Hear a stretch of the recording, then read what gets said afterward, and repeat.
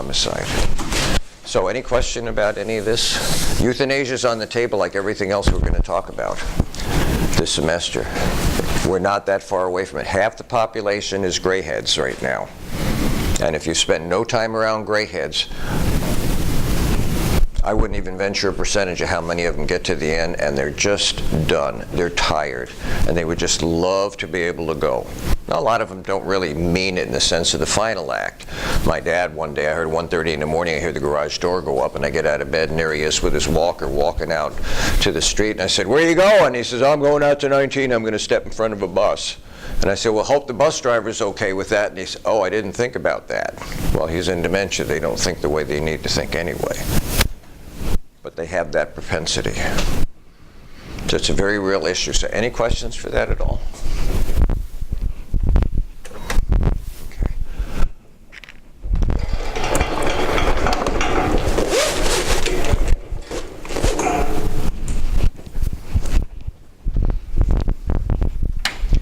So I want to bring up one ethicist today in the time we have left.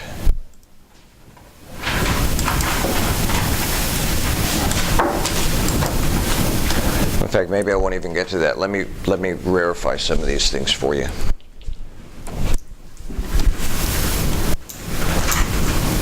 We talked about physician-assisted suicide. This is technically facts, so you're going to see this or possibly see this on your quiz. The Supreme Court did not address the issue whether a state could permit physician-assisted suicide. It's left it up to the states to decide. Okay? Palliative care, medical comfort, or care that reduces the severity of disease or slows its progress but does not provide a care, and so we do apply pain medication to try and mitigate the pain at the very end of life. Now, there are implications for this. Ordinary versus extraordinary treatment says this. Most ethicists, not all. Whenever you see the word all in philosophy, it's got to be a no answer.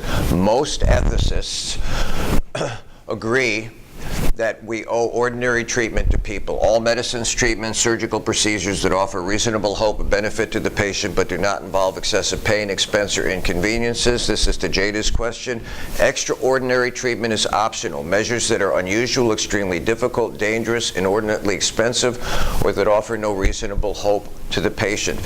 The dialogue, what's reasonable hope to the patient, what measures might qualify as unusual. So those are the gray areas. The hospitals make those areas up against. The hospitals get a great reduction in cost. They have huge overhead, and so when they extend ordinary to extraordinary treatment, that's a choice they can make. Oftentimes they do. Now, from a legal and ethical point of view, there's a difference between killing and allowing to die. Killing refers to a definite action, we said an act of commission. Injecting air or a lethal dose of medication into a patient is seen as an act of commission. Allowing to die, steps needed to preserve someone's life are simply not taken. It's an act of omission. Nature does the deed. You can't take nature to court. Now, the American Medical Association distinguishes between causing harm and permitting the harm to happen to them for two reasons. One is the Hippocratic Oath, and the other is that the law protects them. You need to have protections when you intercede in the life and or death of other people. You need to know what your parameters are, what you're protected from and what you're not. So you're medically trained, you're licensed, you're out on the street, you're off duty, there's an accident, you are covered by the law to intercede and try and save a life.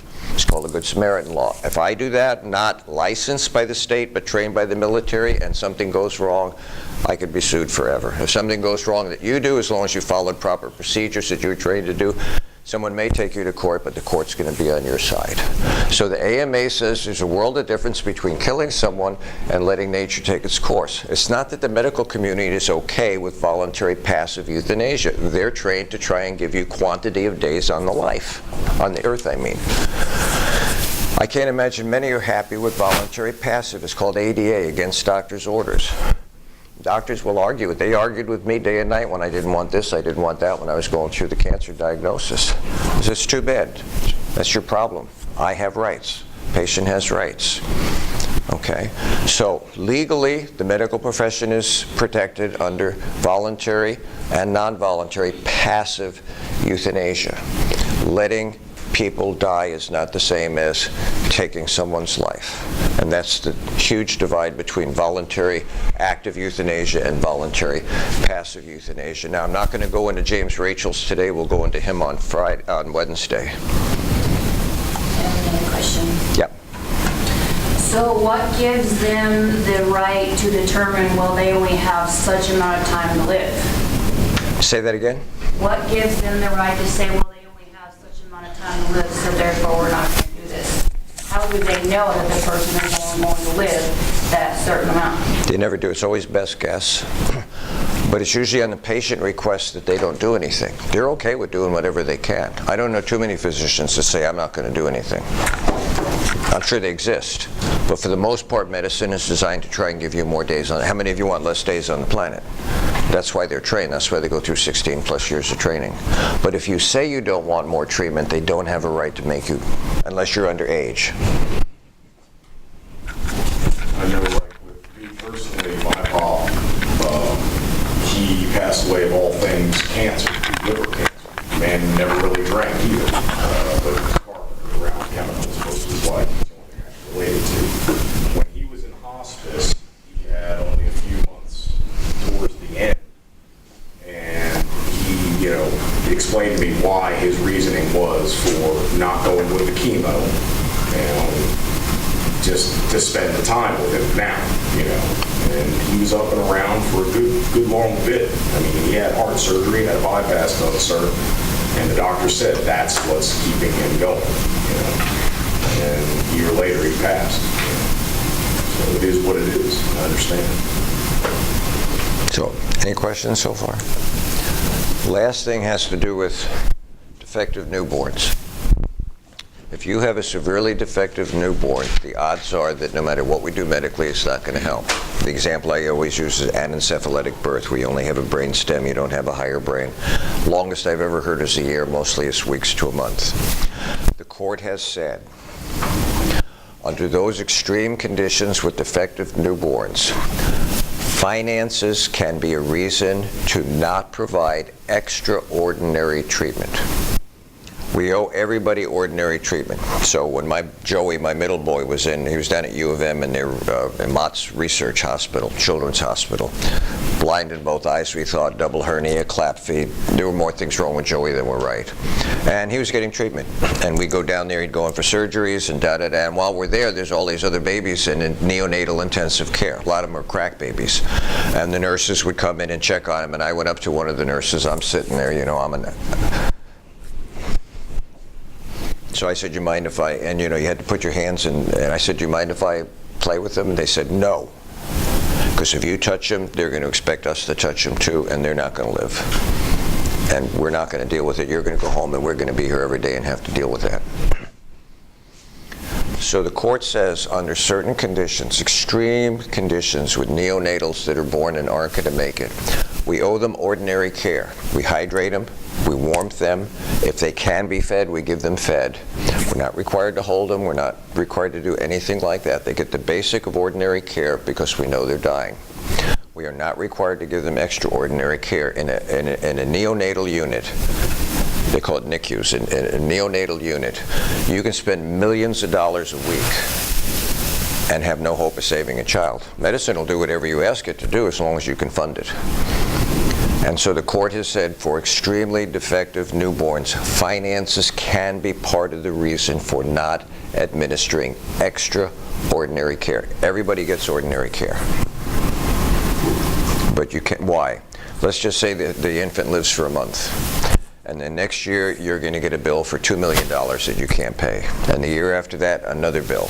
And then another bill. And so the anniversary becomes a financial burden as well as a heartfelt loss. And so the court has said finances can, doesn't have to. You want all things to be done, that's your choice. If the hospital wants to do extraordinary care, that's their choice. But where there's no medical hope of recovery, the court has said finances can be part of the decision to not provide extraordinary care. The law.